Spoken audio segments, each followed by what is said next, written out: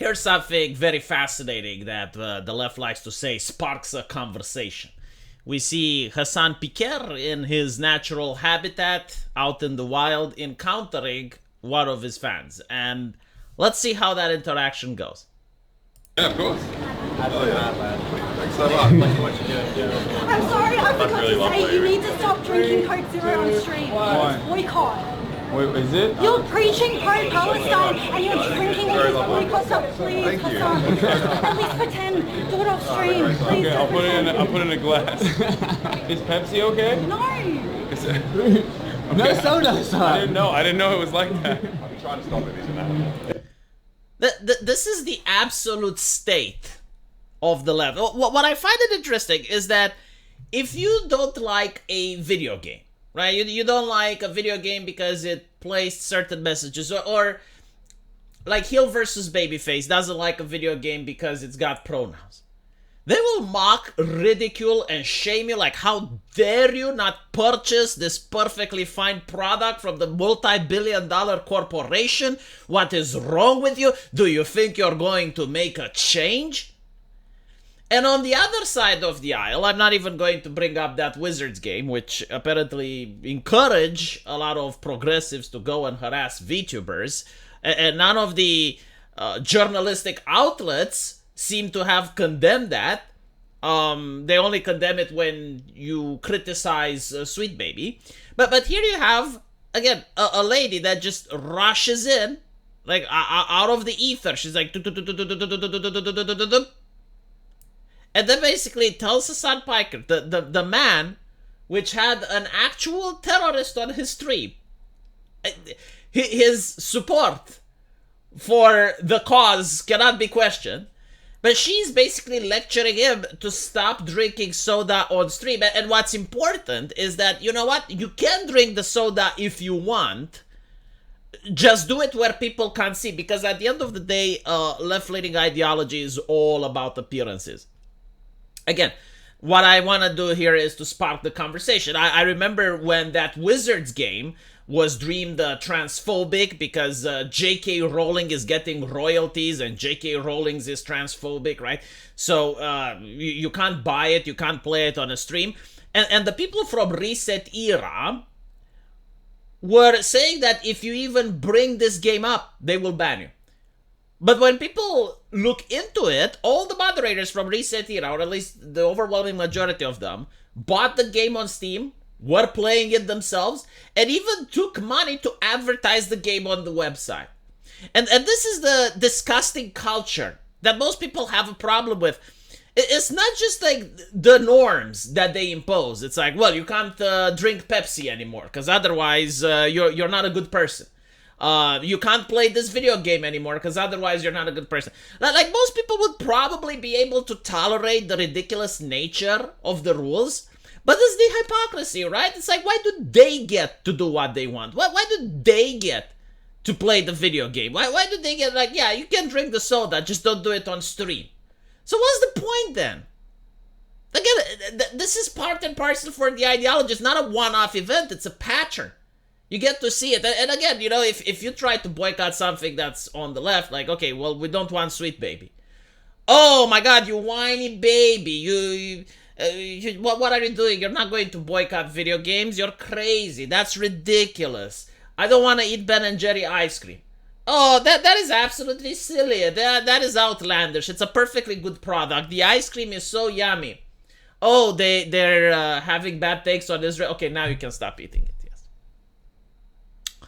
It is so tiring to see this over and over. And to be honest, you know, a lot of people say, what is the point in showing this hypocrisy? Because we all know. And yes, a lot of people know. And this is why I have never seen so many locked down accounts on Twitter than I have seen in recent days. It does seem that people are fed up with the hypocrisy because they are becoming aware of it. And whenever they see, you know, leftists starting to moralize and getting on a high horse and telling everyone else about their stupid, ridicule rules that they discovered, people are telling them to fuck off. And it's working, right? Like the interesting thing is, I grew up in a very religious community, and most of Romanian villages are set up the same way that the one I grew up in was set up. And that is like, you have the priest, right? And the priest is kind of like the hub of the community. Everyone goes to church and everyone talks about the recent issues, and that they're talking about their families and whatnot. And the priest is expected to give advice.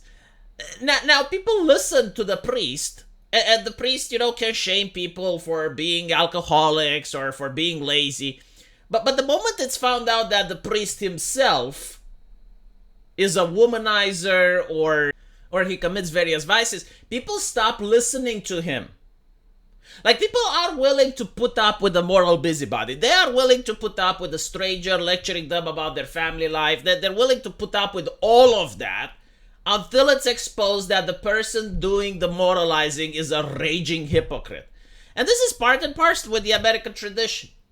Like, there have been so many people that back in the day, they were pro-family politicians, and then it ends up that, well, they were actually into gay relationships. Like, this is not just a Hollywood trope. I see people on Twitter trying to discard this as a Hollywood trope. You can do research. There are actual politicians like that.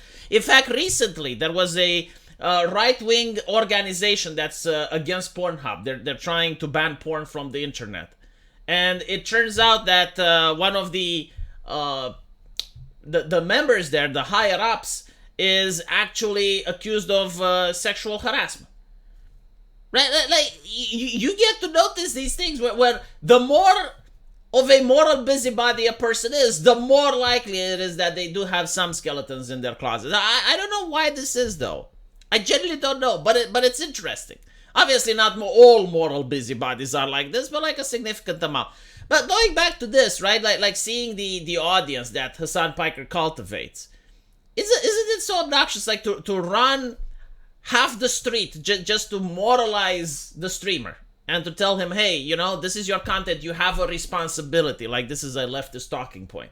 If you have a big platform, you now have a responsibility. It's like, no, you have a big platform because you behaved in a certain way. And if you change your behavior, chances are people will leave you and they will watch someone else. So you absolutely do not have a responsibility.